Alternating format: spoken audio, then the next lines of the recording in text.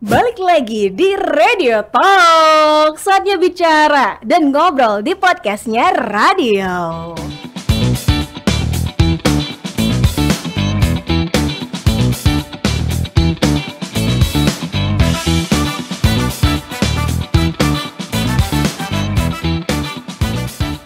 Hai, apa kabar buat kamu Radio People?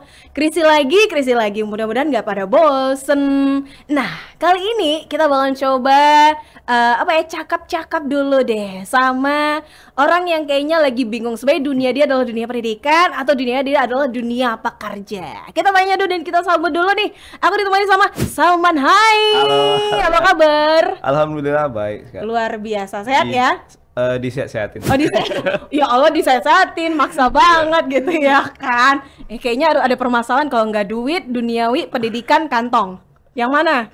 Masalah semua sih Kak. Banyak banget masalah di dunia ini. Semuanya problem ya bagi kamu ya Salman. Iya.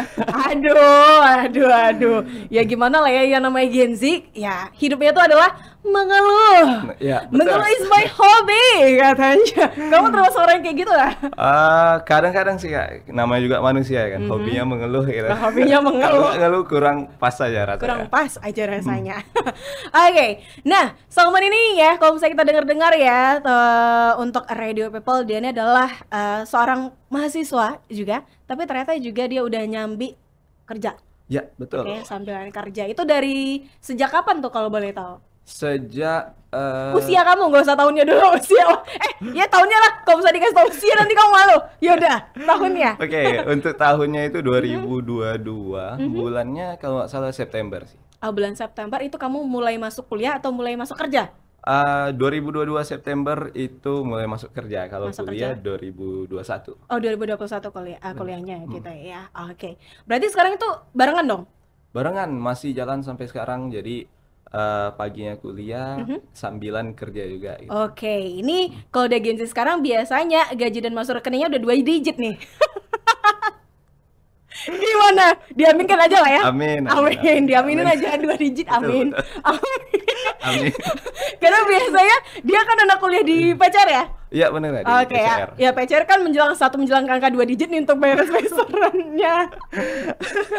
Pernah nggak sih dianggap kayak gitu kalau anak PCR kayak bayaran masuk semesterannya mahal gitu? Iya, awal banyak sih yang bilang PCR mahal gitu.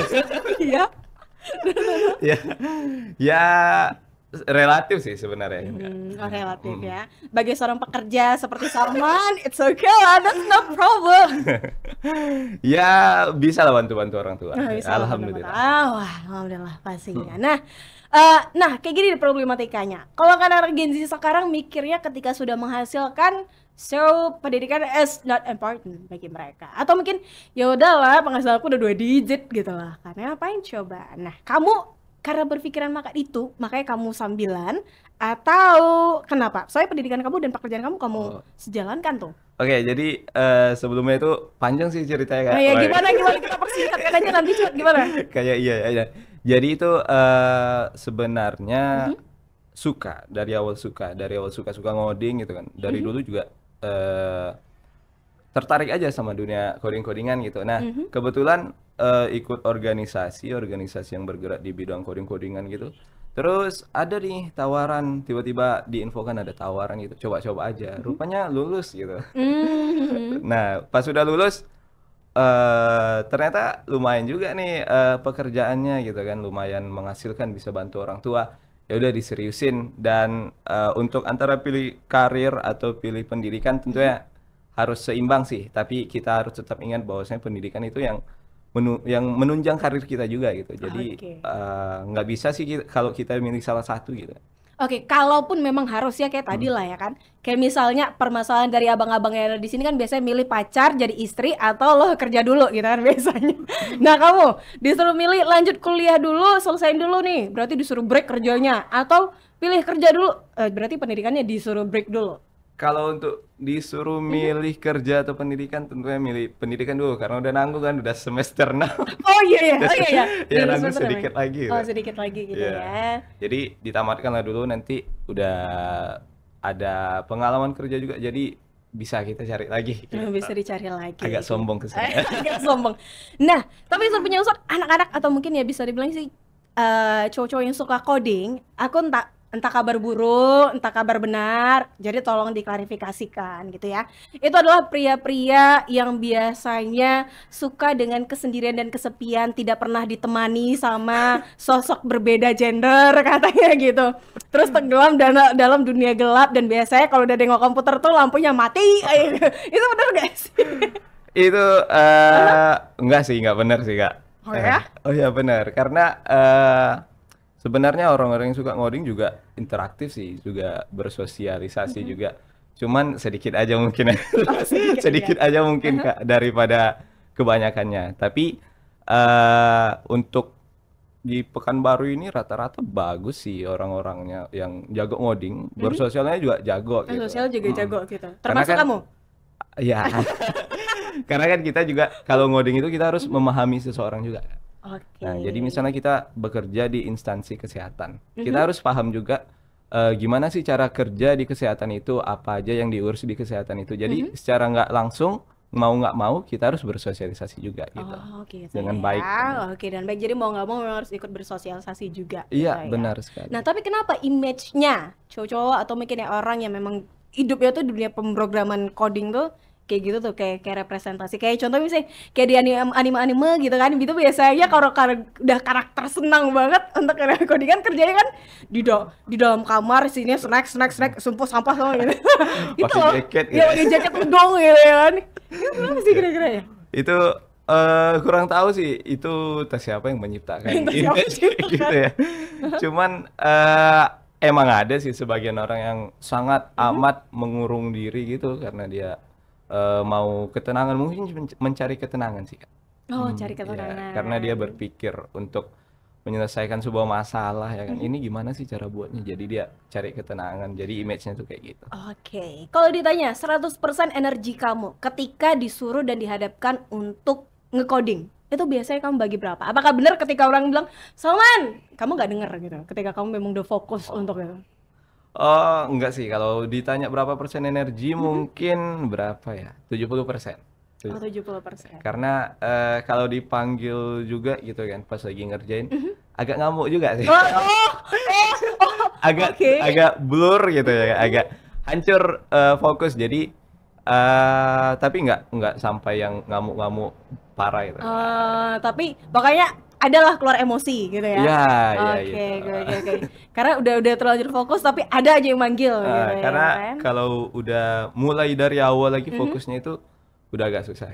Oh, udah agak susah gitu ya. Jadi memang benar kalau misalnya orang-orang yang suka dengan pemrograman dan juga coding itu memang harus difokuskan banget ketika dia udah ada satu project, jadi dia memang dedikasiin banget. Betul.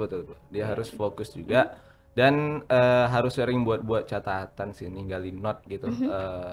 Untuk dia bisa ingat, bisa fokus kembali gitu kan, untuk Oke, menjaga untuk kefokusan. jaga kefokusan. Nah, balik lagi, kamu kan fokusnya dua nih, pendidikan kamu dan juga kerja kamu, gitu ya kan. Nah, pendidikan gimana, udah jalannya seimbang, balance kah? Atau justru kamu ngerasa, aduh Salman ini kayaknya harus ada yang dikejar lagi nih, gitu.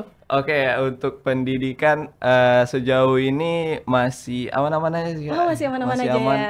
Dan banyak nilai A-nya sih. Oh, banyak. Ya Allah, kayak gini nih orang yang mau nyombong tapi dengan cara yang pelan-pelan, aku di sampingnya agak gede-gede gimana gitu ya, gitu. Bercanda. Oke, tapi banyak nilai bagusnya lah ya. Alhamdulillah banyak. Oh, masih lancar berarti. Masih. Atau mungkin gara-gara pemilihan jurusan kamu tuh sesuai dengan bidang pekerjaan kamu? Enggak sih. Oh, enggak ya? Milih jurusan dulu. Oh, baru milih jurusan. baru dapat Baru pekerjaan. pekerjaannya gitu ya. Jadi sesuai passion aja sih Kak. Oh, sesuai Kalau kita belajar sesuai passion atau sesuai minat gitu ya, enak aja bawaannya Oh, gitu. enak Nggak ada aja. keterpaksaan. Oh, nggak ada keterpaksaan. Oke. Apakah jalan pekerjaan kamu itu jadi impian profesi bagi seorang Salman? Jalan gimana? Untuk impian profesinya Salman. Oh, benar. Impian profesi Sejalan nggak sih dengan pekerjaan kamu tuh? Atau justru sejalan, kependidikannya tuh? sejalan karena kan nggak ada tiba-tiba langsung jadi hebat gitu ya kan. Nah, jadi ada yang namanya batu loncatan gitu ya. Nah, jadi kita perlu mulai merintis dari awal dan saya rasa ini pas sih untuk di awal gitu. Nah, Oke. jadi semakin lama tentunya harus naik mengupgrade diri gitu ya kan. Jadi untuk di awal ini udah bagus sih. Oh, udah bagus lagi kamu. Emang impian profesinya Salman apa sih? Impian profesi jadi project manager sih. Oh, project Iya, manager jatuhnya project. ya. Oke, jadi ini bisa jadi step awalnya dulu gitu ya. Kayak Benar developernya sekali. dulu gitu ya Ya, kan jadinya ya kan pengembangannya dulu. jadi programmernya dulu Programmernya yang dulu. paham di lapangan Iya, dulu bang gitu Salman ya. dulu. Baru nanti jadi project manajernya yang mengatur tentunya gitu. Oke, baik, baik, baik. Itu gambarannya. Oke, nah kalau kita hadapkan dengan kondisi dari generasi milenial atau mungkin ya bisa sih Gen Z-nya juga lah, gitu dari Gen Z sekarang. Yang sekarang mayoritas, aku entah kenapa kayaknya banyak banget ya iklan-iklan tentang belajar coding tuh seliweran di Instagram aku muncul gitu ya. Dan apakah memang sekarang orang jatuh lebih mengarahkan gitu ya kan pengetahuan mereka yang sebelumnya itu misalnya adalah dunia informatikanya doang, akhirnya sekarang ke bagian teknologinya gitu loh. Oh gitu. Jadi karena sekarang itu udah industri 5.0 ya. Nah, jadi industri 5.0 itu udah sangat menggunakan banyak banget teknologi gitu ya. Salah satunya tentunya harus terhubung dengan, nggak bisa kita pungkiri harus ada di situ internet di situ ya. Terus ada di situ yang namanya aplikasi softwarean gitu. Nah, jadi eh mau tidak mau setiap instansi pun pasti harus memiliki tenaga IT-nya gitu.